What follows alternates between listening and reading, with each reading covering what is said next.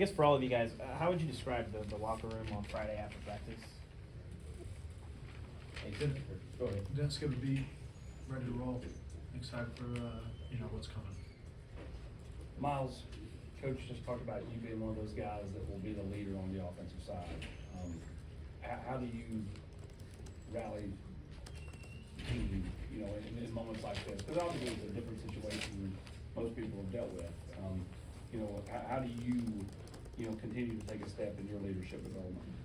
Yeah, obviously I'm old, really old, but I've been a part of some really talented teams that haven't won a whole lot because there were individuals on those teams, and quite frankly, there's no other group that I'd rather go to war with right now than the guys that we got on this team, and just implementing that, and knowing that I got their back, and I didn't have to question if they had mine, and just day in and day out show them that I'm gonna give my everything for this program, for this team. Just for the two quarterbacks, given the situation with their added nerves today, with y'all's performance with the crowd and with Nico no longer here? No, sir, there wasn't. We were going to get the same amount of reps in the spring game regardless. So, no added pressure. I don't think so. I was just going to, whatever amount of reps they gave me, I was going to do the best I could with them. Adam? Jake, I remember you said a couple weeks ago you always prepared to start if needed. How does this change your perspective of this off season? I don't think it does. Like I said in the last quote, approach every day like you're the starter.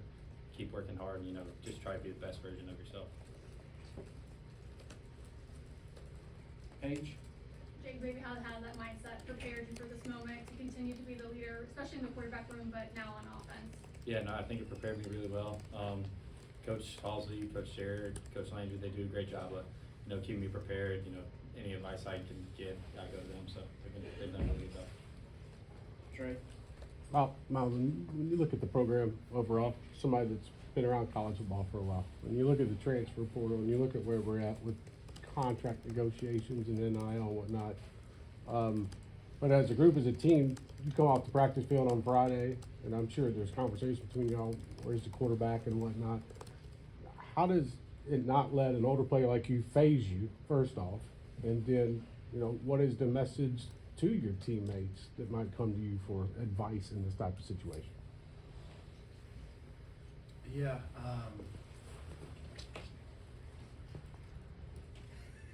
Permission to speak freely. Plug and play, man. I mean, like I said before, I've been on some talented teams that haven't done too well because there are a bunch of individuals on those teams. And I'm not just saying this to say this, but man, this team's different. Our O-line's close, our wide receivers are close, our tight ends are the closest group I've ever been with, our quarterbacks are close. Like, man, this team is a team. And like I said before, there's no one else that I'd rather go to war with than, just letting these guys know, like, man, we're good with whoever we got back there, quarterback. We got some dogs here, and these two guys, we got guys that want to be here. We got guys that want to give their all, and they're gonna go the extra mile to do whatever they can to give us the best opportunity to win on Saturdays. Gentry, then Reese? George, how's the transition for the college game gone for you? What was the spring like? Where do you feel like you improved? What did you kind of learn about yourself during all this? Yeah, it was definitely different, adjusting to college schedule and then in the game, adjusting to college speed. I think every practice I tried to pick out one thing to really be intentional about and get better at. And I feel like I did a good job of that. And yeah. Arion, you're the defensive side of the ball from Tennessee. How has this affected you and that side of the ball? I feel like as you asking as far as like my practices about Nico and how that side is affecting your guys' side of the ball.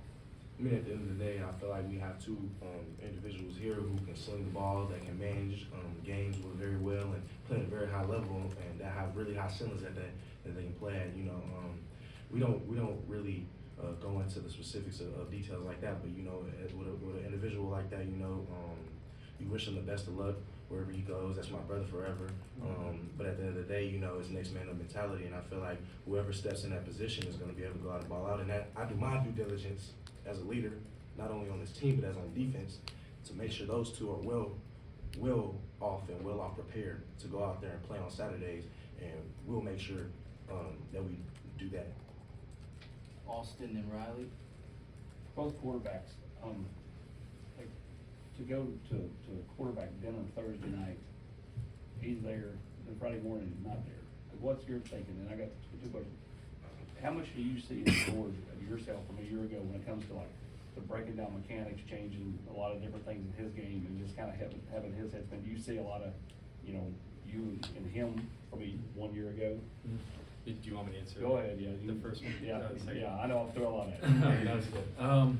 Yeah, so the dinner, you know, that dinner I've been planning for a while. You know, we do that every year, Thursday before the spring game. Went in, dinner was normal, everybody enjoyed it. Had great food, thank you. Miss Kira Halsey took care of us with some really good tacos.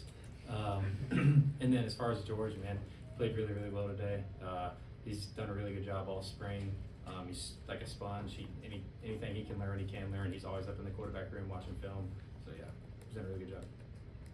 To Jake and George, I mean, social media, I'm sure you guys haven't really been on it the past 48 hours, but they're really just rallying behind you guys, Ball Nation is. I mean, they are just like, whoever wants to wear the power tee, that's who we're rallying behind. What does that just mean to you guys? For me, as an in-state kid, there's all this talk about just all this quarterback stuff, and for me, it was a dream come true to run out of the tee today, and that's a cool feeling. And after that, just try to do what I can. Yeah, and then for me, you know, I try to stay up with social media. I haven't really been on it at all. But no, it means a lot. I appreciate the Foundation for supporting us. David and then David. Yeah, for both of you guys, did you have an inkling or a thought in the back of your mind that Nico might not be there on Friday? And at what point did you realize, like, you know, he's not late, like he's not coming? I didn't have any feeling about it. I don't know about Jake, but yeah, we found out at the same time everyone else did. What about you? No, yeah, I mean, like he said, you know, found out same time everyone else did. But you know, I don't think it changed either way we thought. We were going to practice on Friday, We went to practice and we practiced. So I don't know, you know, I don't think it changed. Arion, I know you're sitting next to 3 offensive guys, but you had the chance to sit back and watch a lot of spring practice with you not being full strength. A lot of people would assume that the defense would get the better of the offense because it returns more. How did you see the offense against the defense this spring? Did the defense get the better, or was it pretty competitive? We're all balled at the end of the day, but no, I feel like we played a lot of complimentary football. I feel like each and every day we came out putting our best foot forward, and I feel like collectively as a whole, offensively and defensively, a lot schematically, and just effort-wise, and just from being one team and together, I feel like we really did gel together as far as chemistry. And on defense, we know we really were going at it every single day, day in and day out, and you could really see us see the cream rise to the top, as you would say, as far as like guys getting better and sharpening and fine-tuning small details to ultimately get to the goal and push the envelope of winning a championship. And I felt like we were playing really good championship football this spring, and we got to continue to do that over the course of this summer, going into fall camp, into the season. Paige and Vince. Miles, you mentioned maybe there was a rallying cry. Like, what was your message maybe to the team after everything had settled? And then for the quarterbacks, since y'all are a little younger, what is it like having an older guy like Miles kind of help lead the offense in times like this? Yeah, I've kind of already touched on it. There's not much to say. You know, I mean, yeah, I've already touched on it. You know, we got a lot of guys on this group that want to be here.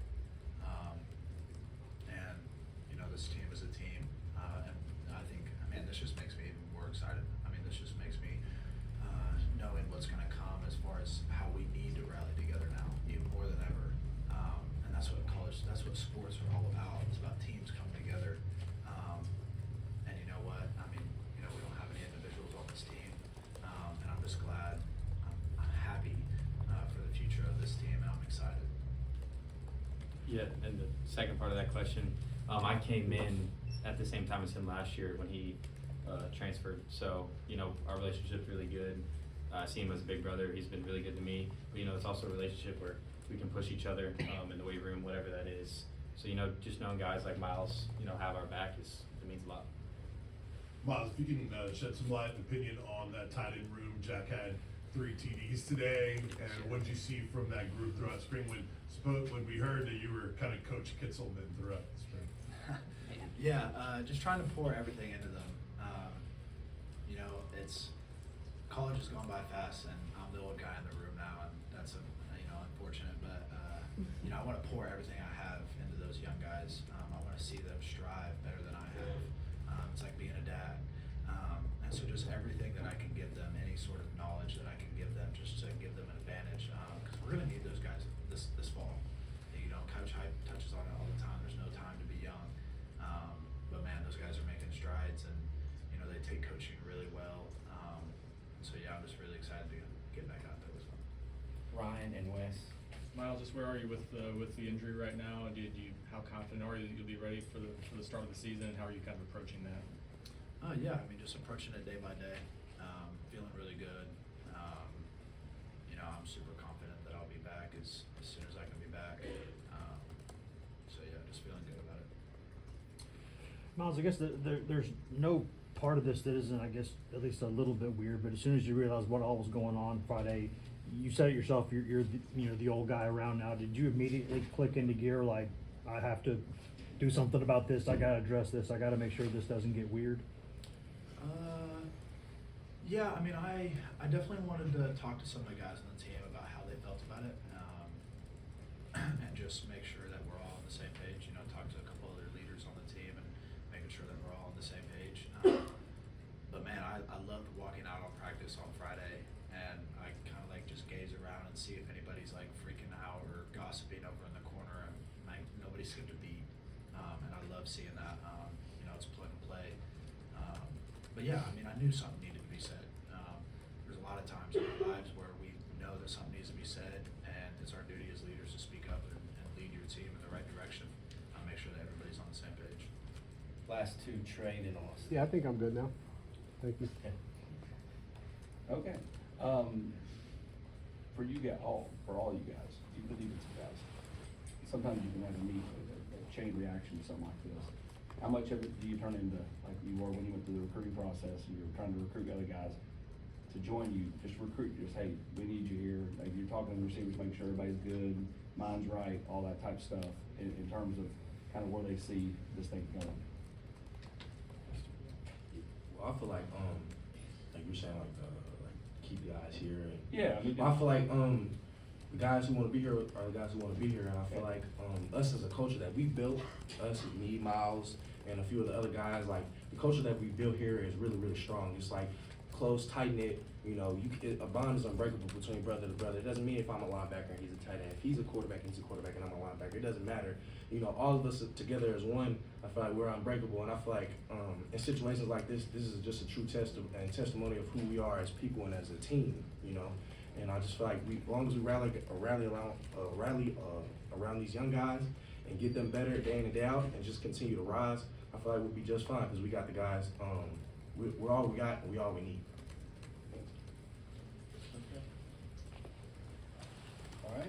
All right. Thank y'all.